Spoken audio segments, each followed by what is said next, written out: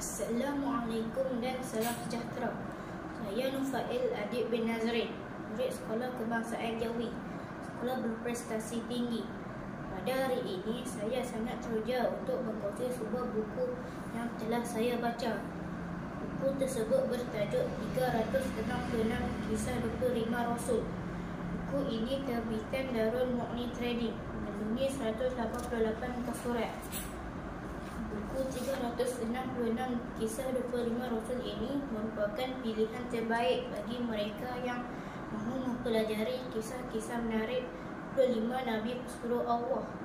Kisah dalam buku ini memuatkan perihal Nabi-Nabi bermula daripada Nabi Adam hinggalah Nabi Muhammad SAW.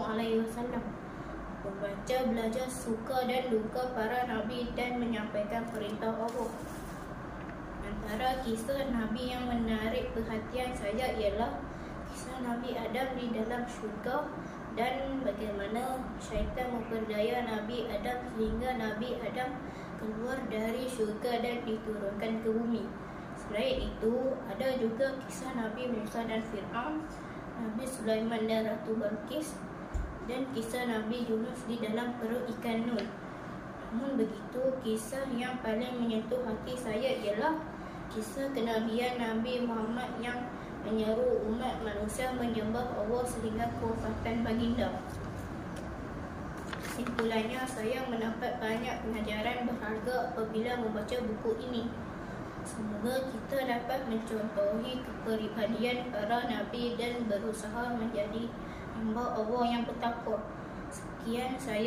Sekian sahaja perkongsian daripada saya tentang buku ini yang menarik ini. Sesungguhnya membaca amalan mulia. Sekian, terima kasih.